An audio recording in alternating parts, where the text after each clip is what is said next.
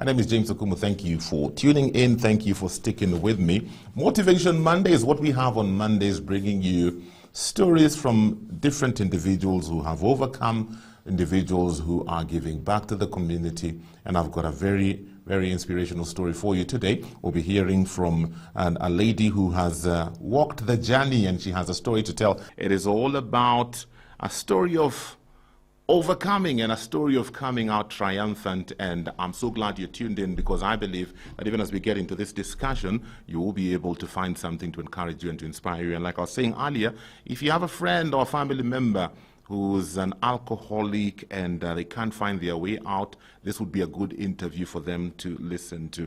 In studio with us today via Zoom, I'm hanging out with Mathu. Anne, how are you doing? I'm very fine, thank you. Karibu sana, it's been a while. Good to see you. Asante. We're excited to have you on board today. We can't wait to hear your story. So let me take you back many years ago. And at what point did you begin to interact with alcohol? When I was 10 years old. Wow. 10 years old. Yeah, my dad was. How did this happen? My dad was an alcoholic. Okay. My dad was an alcoholic, so he started giving us alcohol when we were very young. Mm-hmm. It started with a sip of Moratina here and there whenever there was a party. Mm-hmm. And little did we know that later I would become an alcoholic. Okay. Myself, my brothers, and my late sister. Wow. So my father died in an accident. Oh, no. In 1977 when he was under the influence of alcohol. Mm-hmm. And actually, after that, I continued drinking. I started sneaking alcohol into school. I didn't make it through my fourth form exams. I failed. I joined Kenya Polytechnic for a diploma course in IM. And my drinking, I graduated now from beer to spirits. We used to get a boom of 500 shillings, and that was a lot of money in the early 80s. Yeah. A beer was going for 3 shillings and 50 cents. What? So yeah, and a packet of cigarettes was going for about 2 bob. Wow. So with 500 shillings, I had a lot of money. It was a lot of money to take, to take me through the month. And then I also, at the same time, I enrolled for Miss Kenya Beauty Contest, and I came second. Wow. So there was a lot of money. I made new friends. And I actually abandoned my boyfriend, who was a student at Kenya Poly. You cannot be a beauty queen and then run up on the students. Oh my goodness, he must have been heartbroken. So I started hanging out with people with a lot of money, going to big clubs. I also had sponsors. I also joined modeling. I became a model. And so I had the boom. I had the money from modeling. And I had a lot of money, easy money. Yeah. And influential friends, if I can say so. Wow. And then actually, I didn't pass my exams in Kenya Poly. I had no time for studies. I had time for other things. Maisha ilikuwa London. Maisha London kweli. What? Maisha London. And this alcohol did not affect, you didn't see it as a problem, as something that is affecting your life at that point? No. I'd really been blinded by alcohol that I never saw anything beyond the alcohol. Okay. So I thought it was cool to drink, to smoke, to go out, to do all the crazy stuff that a young girl would do. But it really messed me up. Okay. Because I had to work for the government for 3 years as a government-sponsored student, and I was posted to Moikweta Girls in Nanyuki, where again my drinking made me lose the job. Oh. How did that happen? So after 3 years, I became a very frustrated young girl because I went to Nanyuki when I was pregnant, and then my boyfriend abandoned me with a baby. So I actually started keeping alcohol in the house. I became a closet drinker, and I would go to work when I'm under the influence of alcohol. I would come at times when I went out late.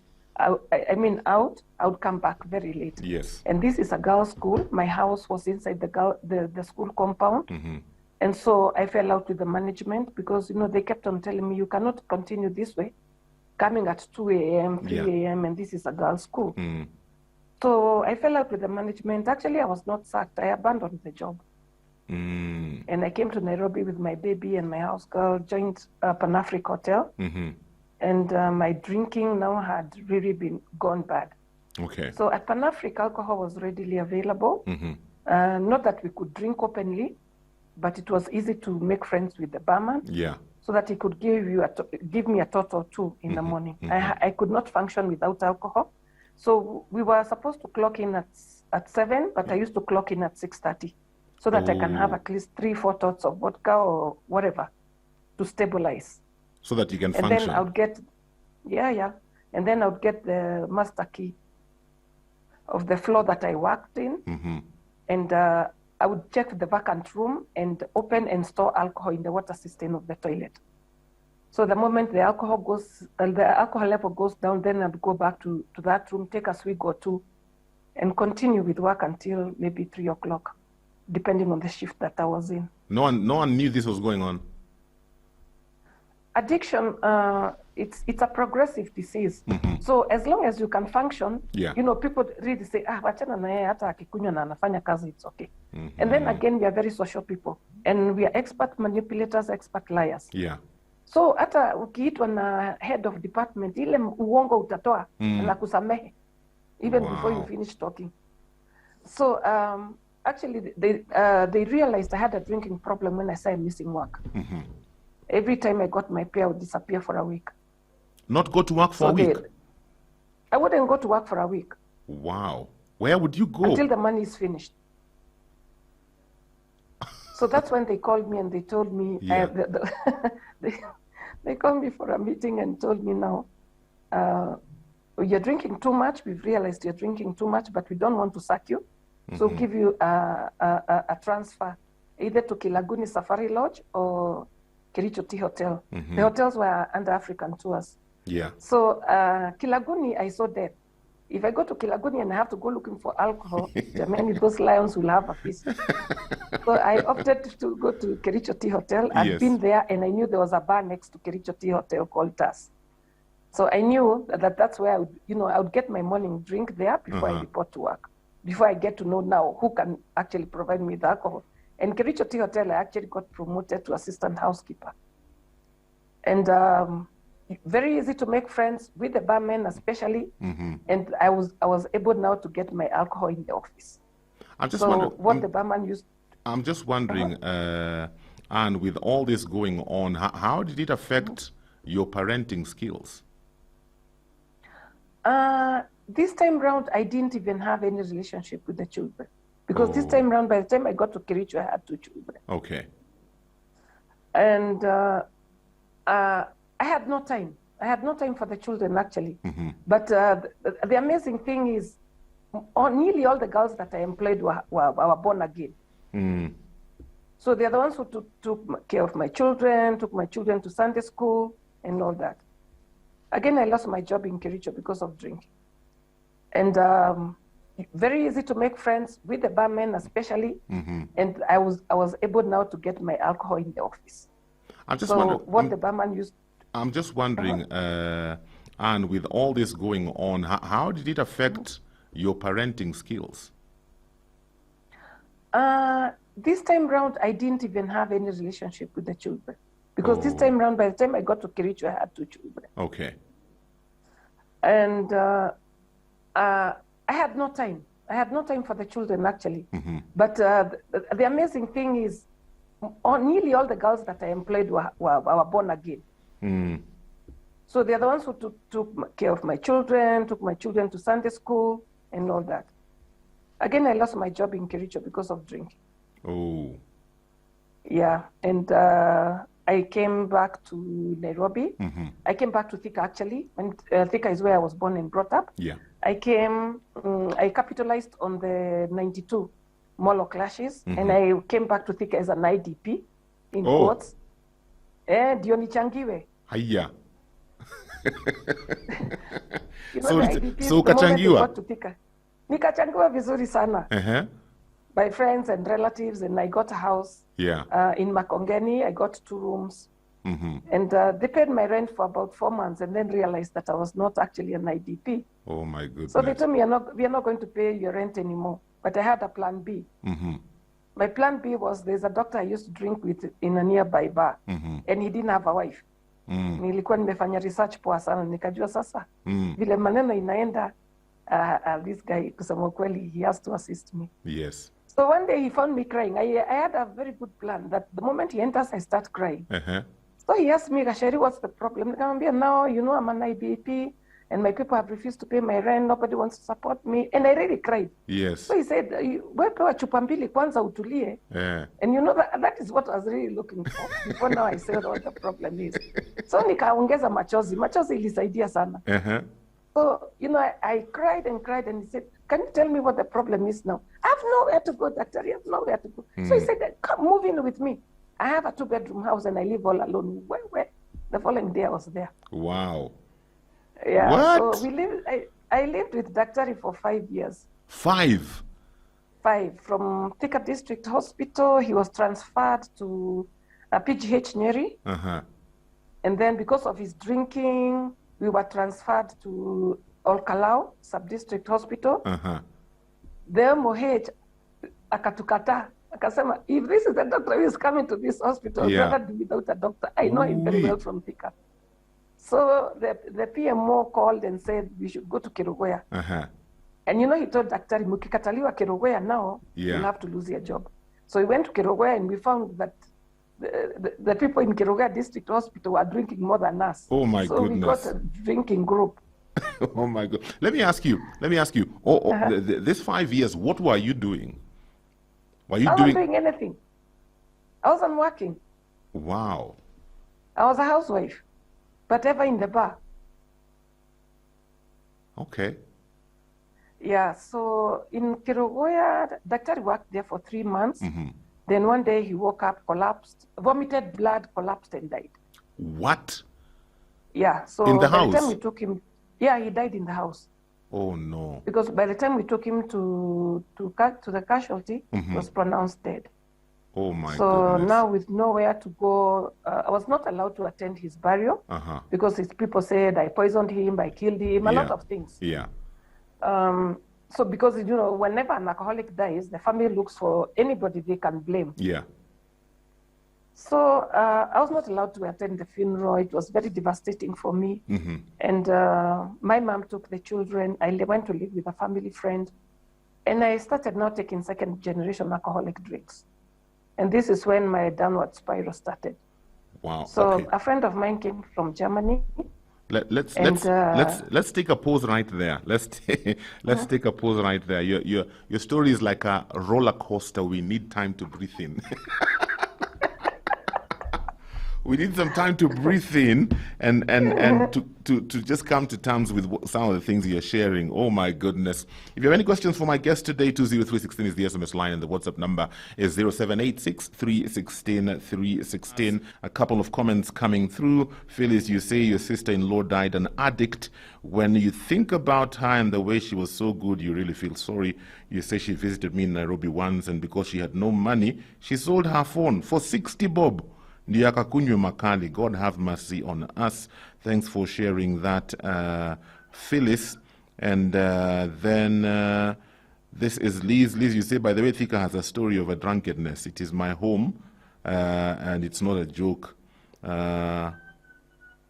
What I can say is that whoever is born of God shall overcome the world. If you look at the situation of our friend, for the chain to be broken, it took the hand of God. Thank you for sharing that, Liz. So back to you, Anne. So you say after Daktari passed on, you know, now you degraded and went now to the illicit brews. How did that affect your life?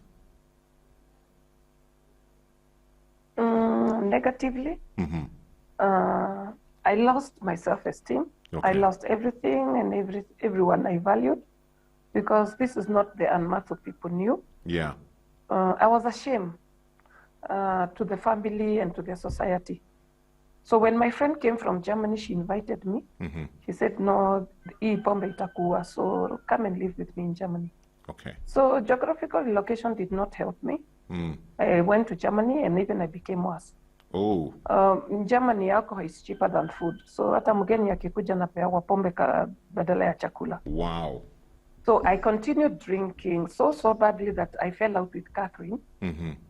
And, you know, she stopped keeping alcohol in the house because every time she came from work, she found me drunk. But I had a plan B here. There was a bar called Cafe Duck where I used to drink. That was my home pub. In that bar, I could actually take alcohol without money. Wow. In Germany. In fact, even my friend asked me, wewe ulikuja Jerumani juzi, mimi sijawahi kopa pombe na wewe unakopeshwa. Yeah. So one day I went to Cafe Duck. I had severe withdrawals. So I started crying at the counter. So the owner was a Cameroonian. So he asked me, Anna, what's the problem? I couldn't even talk. So he knew my problem. He gave me 4 shots of Russian vodka and a packet of cigarettes. And I stabilized, and that is how I came up with a plan of talking about Kenyan wildlife. So I just asked the people around me, have you ever been to Kenya? Do you know about the Kenya wildlife? So they said no. So I decided now to be mwalimu wa bar. Oh. But they had to pay. If you wanted to listen to me and Kenya Wildlife, ungefikiri mimi ni director wa Kenya Wildlife, talking about lions, the wildebeest, how they migrate from Masai Mara to Serengeti and back. Yes. And that's how I started now getting kidogo money for drinking. Wow. And that is where I met a man who was very old. I think he was 72 years old. He didn't have a wife. And so I used to sit next to me a lot of times. So one day he just told me, Anna, I'm in love with you. I'd like to marry you. Like, I fell in love with you a long time ago. I just didn't know how to tell you. What? But I knew this guy had been in and out of hospital. The doctor had told him to stop drinking. He had undergone 3 operations in the stomach because of drinking. And I called my brother, who was a poly drug abuser. And I told him, kuna mzee hapa, anakaa pesa na kifo. What? Akaniambia, wewe mlete kabla hajakufa, atufanye harusi haraka haraka, akufake kama uko na certificate kwa mfuko ndio atuachie pesa. Are you for real? So, yes, my brother was now my my chief advisor. He was a poly drug abuser. Oh, so my goodness. we came to Kenya and we got married. My brother was my best man. So you can imagine that kind of harusi where everybody is drunk. We started drinking at 5 in the morning. Oh, my goodness. So he went back to Germany and died. Oh. After how long? Before 2 months. What? He collapsed in the house and died. Yeah. So where does that leave you? What did you do after that? I didn't get anything. You know, I was not married according to their law. Oh. I was not married according to the German law. So I didn't get anything. I cried for 1 week. Not the death of my husband, but the money.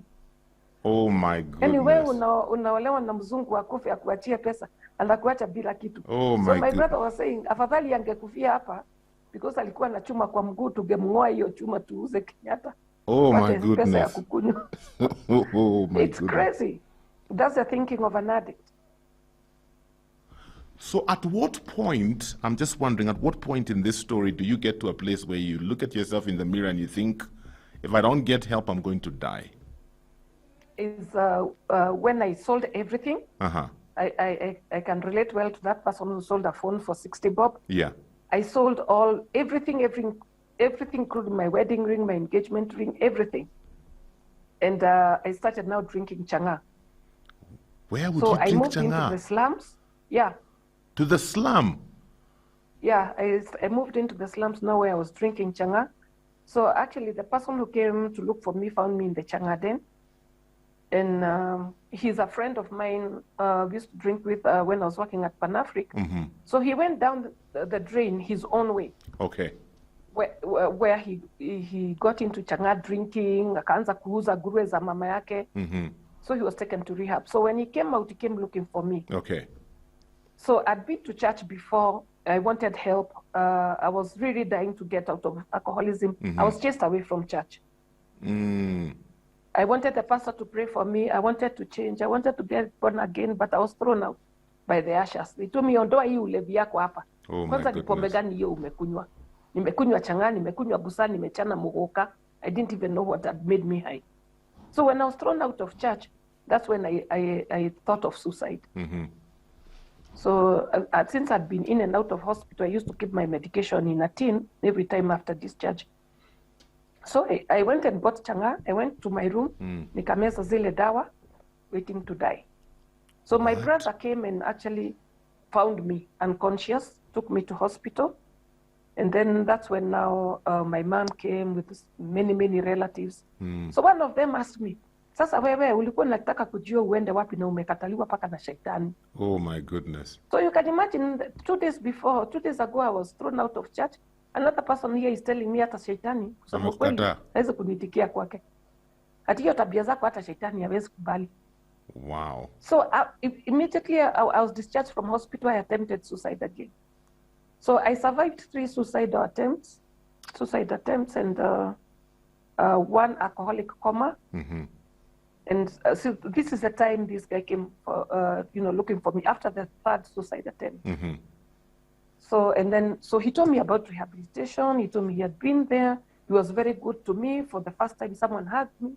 For the first time, someone told me I'm good, I'm beautiful, I'm intelligent, I can make a difference in this world. And told me, and you're a public speaker, you can look the world in the eye and change the way people look at alcoholics and drug addicts. Yeah.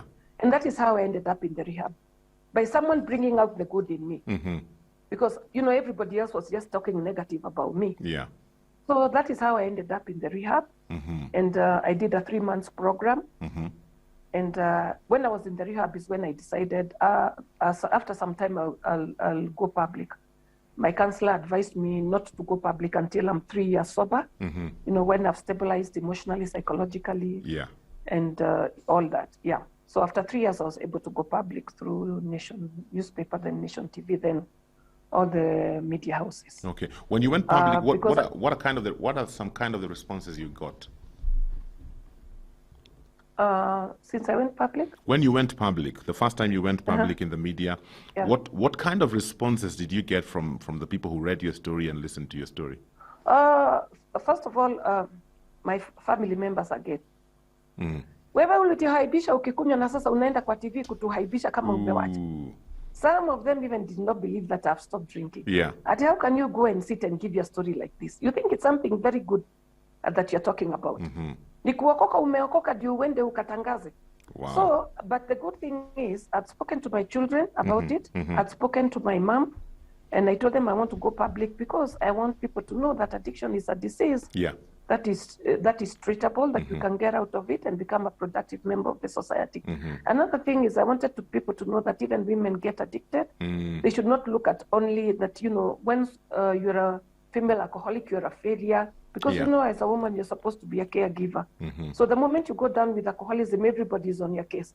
In fact, most of the times we were branded prostitutes.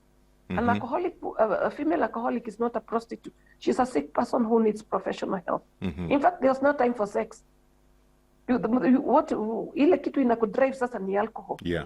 So many women have come out seeking help, and actually family members now are reaching out for professional help. Unlike before, when people would think that it's a lifestyle, where mwenyewe ndio unapenda kukunywa. Ati umeshaiona pombe ikikuja kwako ama you go to the bar. But they should know this is a brain disease. But once the brain gets addicted, then you'll forever be looking for that substance that gives you the feel-good feeling. So what are you doing currently? Currently, I'm reaching out to alcoholics and drug addicts. Usually I do home visits. I reached out to them in their comfort zones. Because if we wait for them to come out and say, I need help, they die before. Yes. So usually I give them hope by, telling them what I've been through and how I overcame addiction. That gives someone a lot of hope. Because actually, there's no point of having a campaign without hope. Look at the campaign on HIV. There's no more stigma in HIV. Stigma sasa yote imerudi kwa ulevi. Yeah. Because at least people were given hope by people who went public like Akina Asumta Wabura. And then, when they do the campaign on HIV, they were telling people, they were referring people to VCTs then. Then we started on therapy. But now, the problem now that we have in Kenya is most of the rehabilitation centers are private and very expensive. Yes. So the common mwananchi cannot access treatment and rehabilitation. Yes. So this is a big gap that the government needs to look into. They need to come up with treatment facilities that are state-funded, that are affordable, and maybe we can use the NHIF card. Wow. I'm just wondering, have you ever been tempted to relapse? Triggers are there. Uh-huh.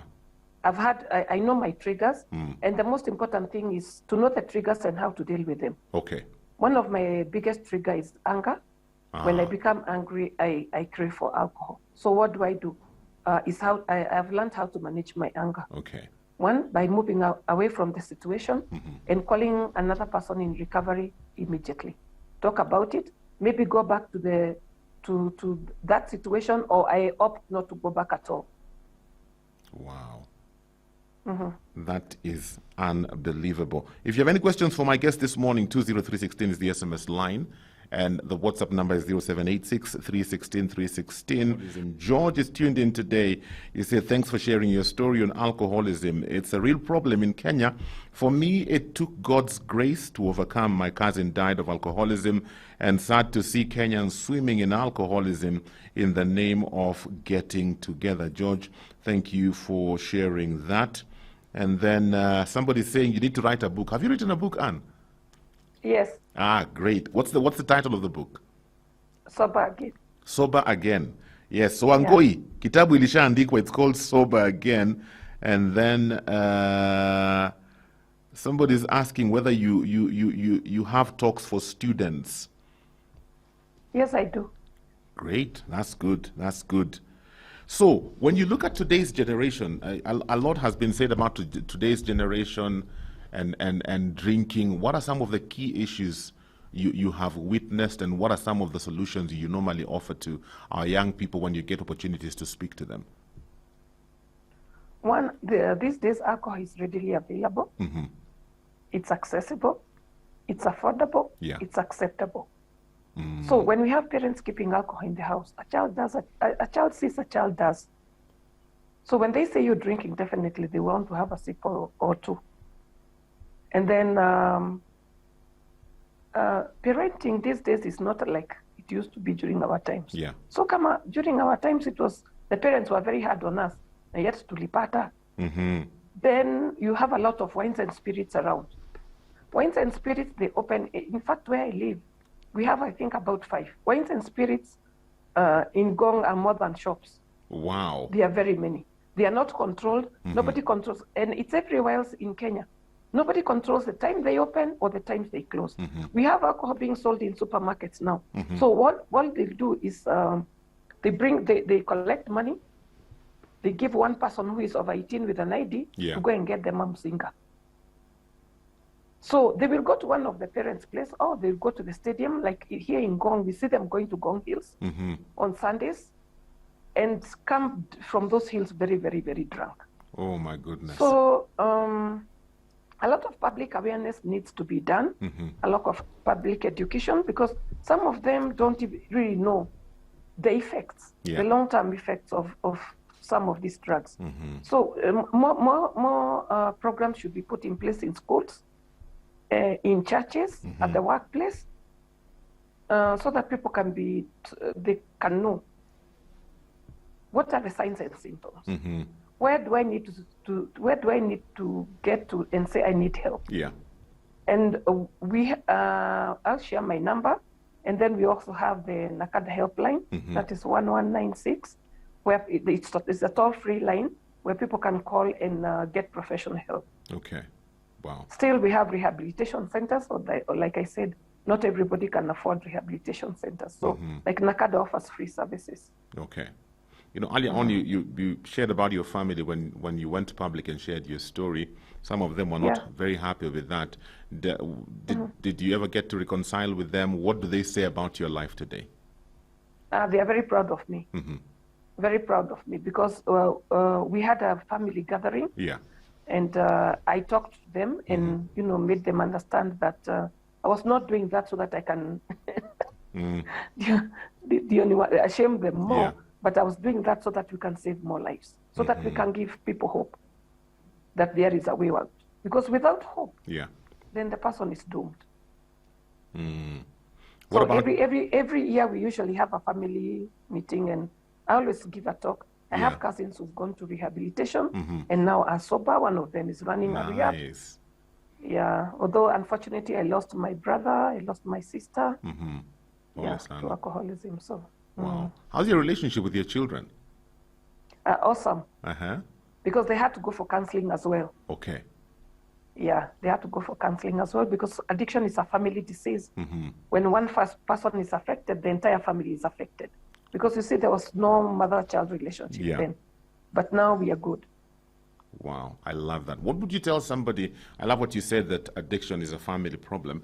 What would you tell that individual who has a family member? Maybe it's a brother or sister, or maybe even a parent who's an alcoholic and they don't know how to deal with the situation. Because, like you said earlier, for some of us on this other side who've never experienced that, we keep thinking, siuache tu, kwani shida ni nini? And sometimes we get frustrated if we have a family member who's an alcoholic and we're thinking, you know, they're enjoying this. So what would you advise somebody in that situation to do? What do they need to know? They need to know that addiction is a brain disease, and this person needs professional help. Again, don't abuse this person from morning till evening. Yeah. Nobody chooses to become an alcoholic. We chose, personally, I chose to drink, but I didn't choose to become an alcoholic. I found myself in a situation where I was not able to stop. And that is why every other time I wanted to kill myself. But I later realized it's not me I wanted to kill. It's not the Mathu, the authentic Mathu that I wanted to kill. It's the authentic Mathu trying to kill the addicted Mathu. Because I was so tired of being an alcoholic. So an alcoholic, it doesn't want to be in that situation. They are trying to get out of it. But family members push them more into alcoholism by abusing them. Oh. Get professional help. If you don't know how to get them out of it, get professional help. Call us. We will come to your house, talk to them, and take them to rehab. Wow. How do you deal with somebody who, for them, they don't see like they have a problem? You know, they keep saying, you know what, when I decide to leave this thing, I will leave it. When I picked it up, I didn't consult you people. You know, so when I decide to leave it, I will leave it. How do you deal with such a family member? Breaking the denial. You see, for me to accept to go to rehab, it's another it's a recovering alcoholic who came to me. Yes. And told me, Anne, I was worse than you, but here I am. So even you, if you go for treatment and rehabilitation, you will come out and become a productive member of the society. And that is what gave me, you know, actually the courage to actually go into rehab. But the moment you start telling someone, you are so useless, check your life, you went to Lenana, you went, I don't know where. I was in Gandu Girls, yes. But I'd failed the Gandu Girls, old girls. Because sijawahi kusikia mtu mwingine wa Gandu akiwa kwa slums. Yes. But here I am. I'm out of it. Now I'm helping other people. Wow. So let them not look at family, the addicted person as a failure. They are not failures. They are only down but not out. Yeah. With treatment and rehabilitation, they can spring back to life. Wow, I like that. Yeah. How many years have you been sober, Anne, as we finish? 16 years now. Woo! Wow. That is unbelievable. Wow. Yeah. Thank you so much, Anne. What's your parting shot as we finish, because my time is up? For those people who are in addiction, there is a way out. There is a way out. Addiction is not the end of the world. There is life after addiction. Yes. For those who've not started, do not start. And for those who've just started, seek professional help before it's too late. Yes. Awesome. And thank you. Family members, love your addicts. Yes. But tough love. Tough love. I like that. Tough Anne, love. thank you. Thank you for your time today. And, you know, looking at you, I mean, somebody would not be able to tell that you've gone through that journey. Man, God has been good to you. You look great. Amen. You sound great. Thank you for sharing your story with us. Asante sana. Awesome. I'm out of time for today. I hope Anne's story has inspired you and encouraged you. That's all the time we have for Motivation Monday today. Have yourselves a great day. For this and more of our shows, log on to www.familymediaonline.com to enjoy a wide variety of programs, from current affairs to testimonials and features, pastoral and inspirational shows, kids entertainment, and so much more. Also stream live on www.familymedia.tv.